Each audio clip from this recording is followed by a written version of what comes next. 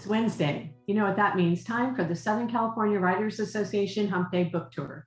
I'm your host, Maddie Margarita, here with Diana Pardee on tech.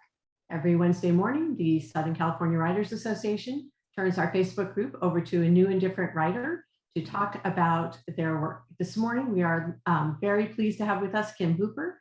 Kim's debut novel, People Who Knew Me, was published in 2020. When I read it, it sounds like it should be right around the corner, but it's a while ago, 2016, and hailed by the Wall Street Journal as refreshingly raw and honest. Publishers Weekly wrote about her second novel, Cherry Blossoms. Hooper gives familiar themes of loss and redemption, fresh and inviting life.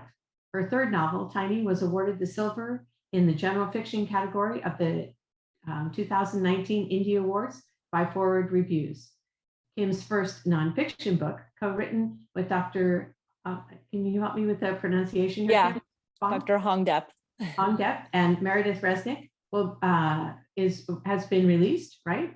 Was released in spring of 2021. The book's title is All the Love, Healing Your Heart and Finding Meaning After Pregnancy Loss.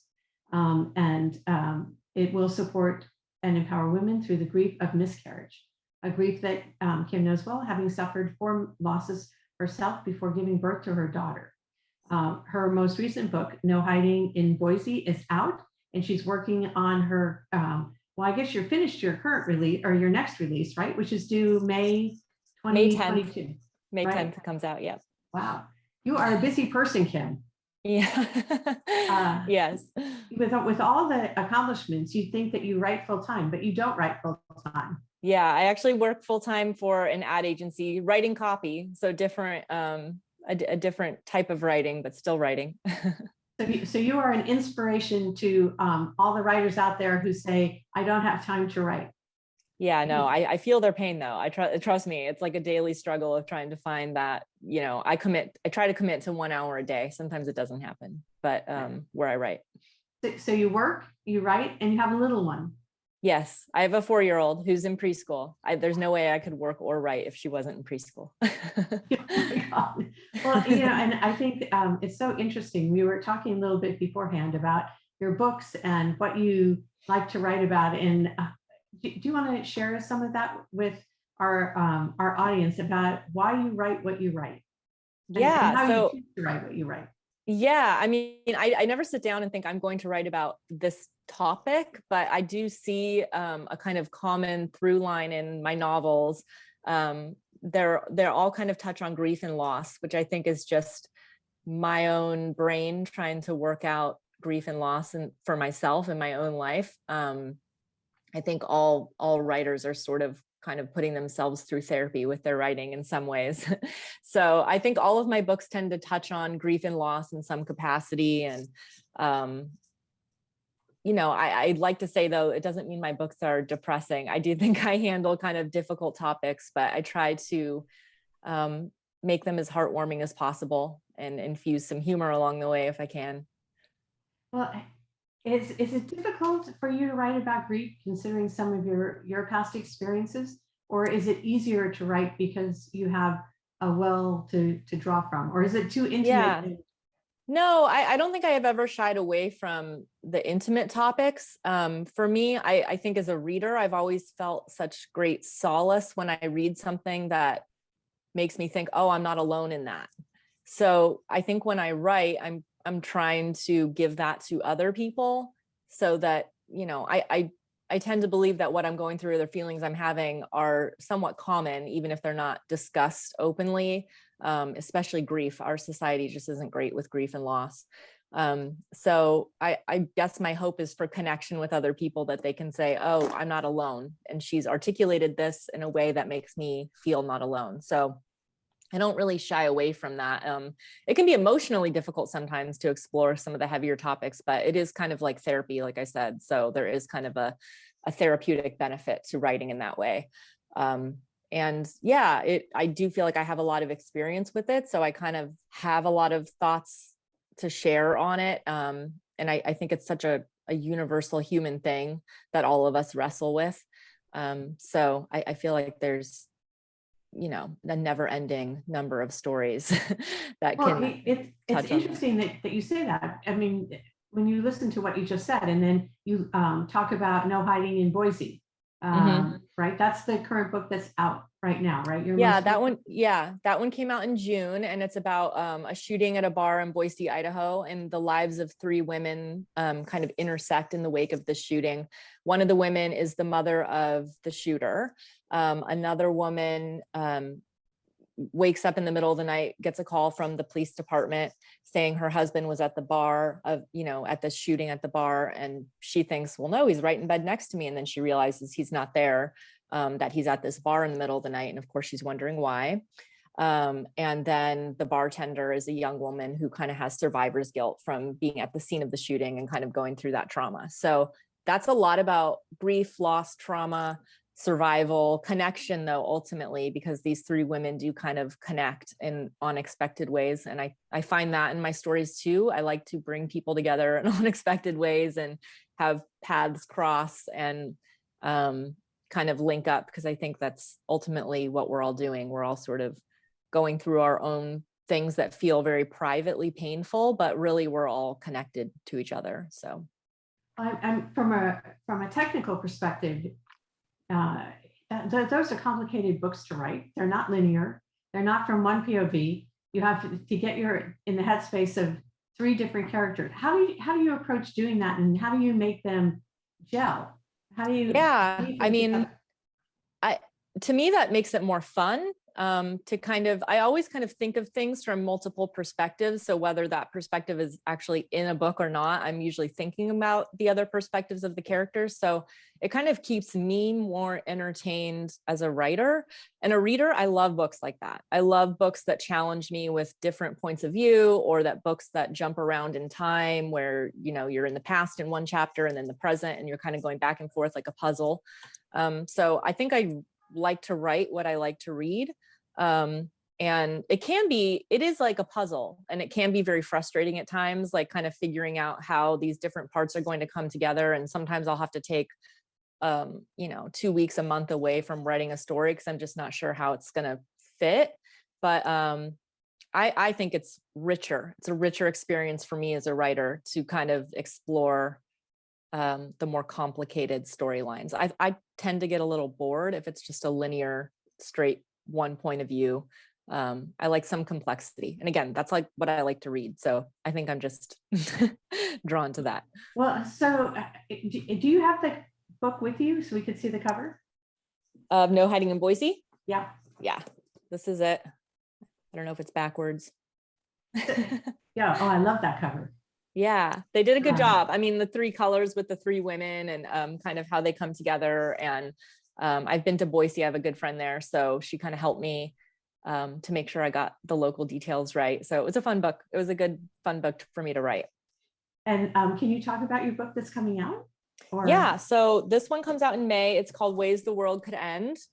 And this one is about a father who is on the autism spectrum, and his teenage daughter. You find out kind of why her mother is not around anymore.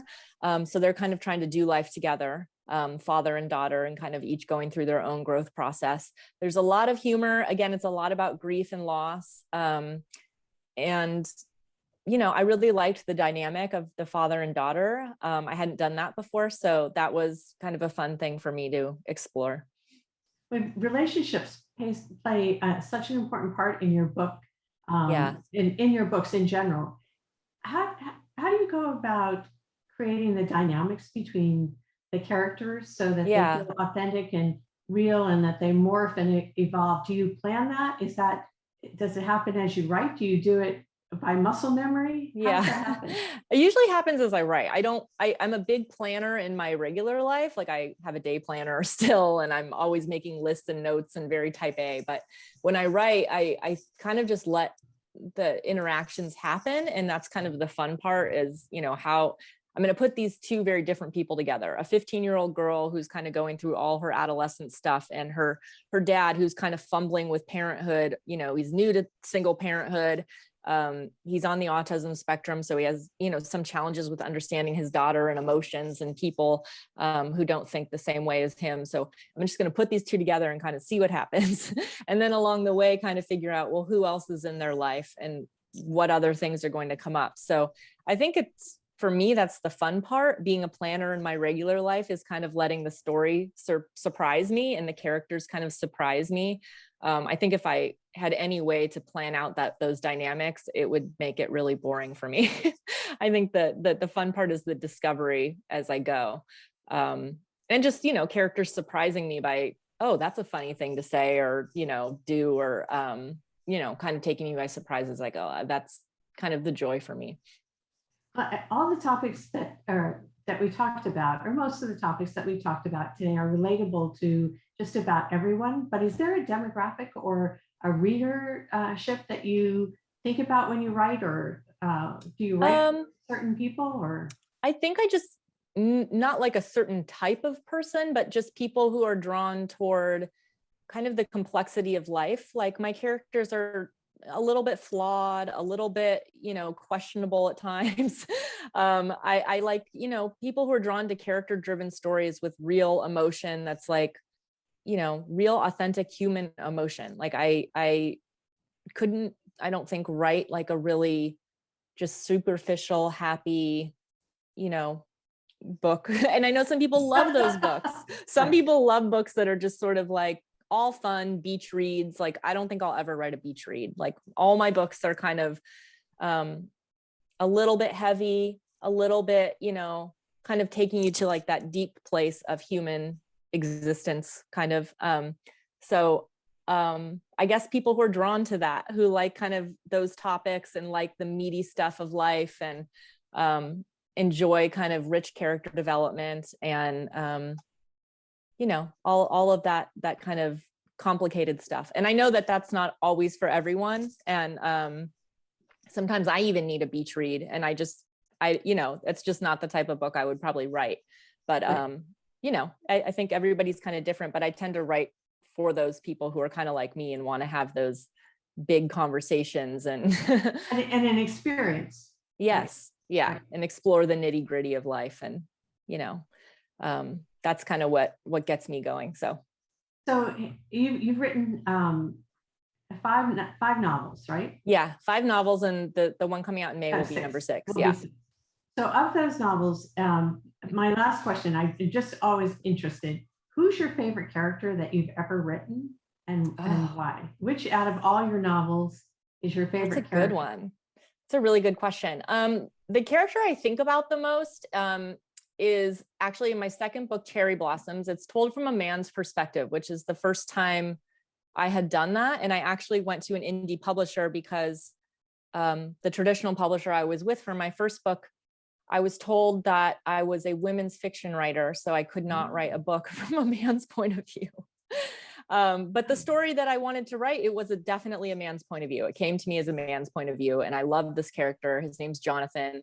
And I think about him sometimes kind of like, oh, I wonder like where his life went. And I forget he's like, you created him, Kim. Like he's not like some guy who's just out in the world. So, but I don't know. I think about that character. I think I really related to him. He's very sarcastic, kind of dark and funny, and really fun to write. Like, like a real tenderness to him that I had a really like good time exploring. So, I think that remains kind of my favorite character.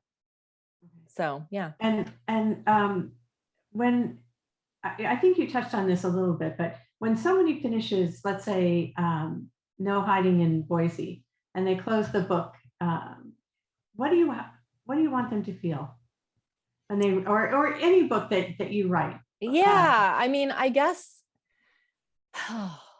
I want them to feel fulfilled by the emotional experience of reading it, of feeling kind of like, wow, I had this escape from my real life to connect with these characters who felt real, and kind of helped me explore my own inner life. And I say that because when I read, that's kind of what I want. I want to get into a story and feel so connected to the characters that it's almost helping me process my own emotions. Right. So I think that's kind of an emotional experience that really resonates, something that you can feel fulfilled and really touched by. Because I think we all kind of go through life and it's all fast and we don't have time to really properly escape in a therapeutic way. And for me, that's kind of what reading is. I'm so excited for you. We wish you best of luck on your next book. Thank you. Where can people find your books? Anywhere, wherever they normally buy books. I always like to support bookshop.org because, proceeds go to the indie bookstores, but you can find them anywhere, wherever you normally get your books. Okay. All right. Well, thank you so much for being with us. We appreciate it. If you're on Facebook, hopefully, if you have questions, Kim will come back and check in and maybe answer some of your questions if you've joined us on Facebook Live. And if you enjoyed today, which I'm sure you did because I know I did, you can revisit this video on Facebook or and share it with your friends, which would be great. Or go to our YouTube channel, which is SCWA Writers Online. And you can see this interview and other interviews similar to that. And we hope that you'll support us and like and subscribe and hit the notification bell and all the things that the kids say. So, so we can continue doing this. So thank you very much, Kim. As I said, best of luck. I hope you have a great day. And all of you, I hope you have a great day too.